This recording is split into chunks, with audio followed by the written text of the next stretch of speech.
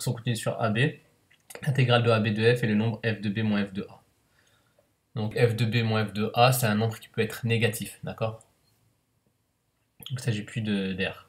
Donc une intégrale n'est pas forcément positive, elle ne correspond plus à une r sous la courbe, sauf dans le cas où la fonction est positive sur intervalle. Donc dans le cas où la fonction est positive, c'est une r, sinon non. On peut alors calculer l'intégrale connaissant une primitive de la fonction étudiée. Donc en gros, si on veut calculer une intégrale, il suffit juste de déterminer une primitive et ensuite de calculer ça. Donc et on utilisera cette notation-là, d'accord? On utilise cette notation et ensuite on fait ce calcul-là. On calcule l'image de b moins l'image de a par la fonction grand F. Donc je vais faire le grand I et vous ferez les suivants pour demain.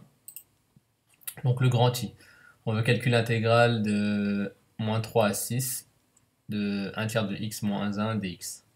Donc pour ça, il faut déterminer une primitive de cette expression-là. Donc là, j'ai mis de la couleur. Donc une primitive de 1 tiers de x, donc une primitive de 1 tiers de x, c'est 1 tiers fois une primitive de x. Donc en fait, il faut déterminer juste une primitive de x. Et une primitive de x, vous devez savoir que c'est 1 demi de x carré. D'accord? Parce que quand on dérive x carré, ça fait 2x. 2x fois 1 demi, ça fait 2 sur 2x. Et 2 sur 2, ça fait 1. Donc ça fera 1x. Donc une dérivée de ce qui est écrit en violet, c'est x. Et donc forcément, une primitive de 1 tiers de x, c'est 1 tiers fois 1 demi de x carré. Ensuite, une primitive de moins 1, c'est très facile, c'est moins x. La preuve, c'est que quand on dérive moins x, ça donne bien moins 1. La dérivée de ça, c'est bien moins 1. Ensuite, on va écrire plus simplement cette expression-là. Quand on multiplie des fractions, on multiplie les numérateurs entre eux, des dénominateurs entre eux. 1 fois 1, 1, 3 fois 2, 6. Ça fait 1 sixième de x carré. Donc ça, lorsqu'on le dérive, ça donne bien 1 tiers de x. Ensuite, donc regardez bien la notation entre crochets, c'est cette notation-là qu'on utilise. Donc on écrit une primitive, on écrit entre crochets les bornes de moins 3 à 6. Une fois qu'on a déterminé une primitive, ensuite on peut rajouter la constante que vous voulez. Vous pouvez rajouter plus 6, plus 9, ce que vous voulez. Ça ne changera rien du tout. Donc, ensuite, maintenant, il faut calculer l'image de cette expression-là, l'image de 6 et l'image de moins 3.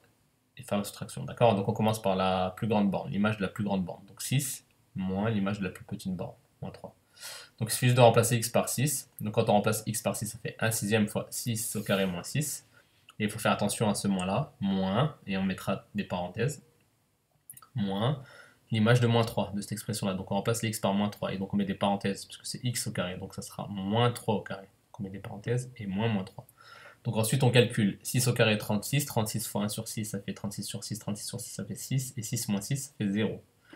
Ensuite moins 3 au carré ça fait 9, 9 fois 1 sixième ça fait 9 sixièmes, et moins 3 ça fait plus 3. 9 sixièmes plus 3, on peut mettre en écriture fractionnaire, ça fera 9 demi. Et donc ça fait 4,5. Et donc là, comme il y a moins, c'est moins 4,5. D'accord? I est égal à moins 4,5. D'accord? On ne marque pas U, parce que c'est plus des unité d'air. Voilà.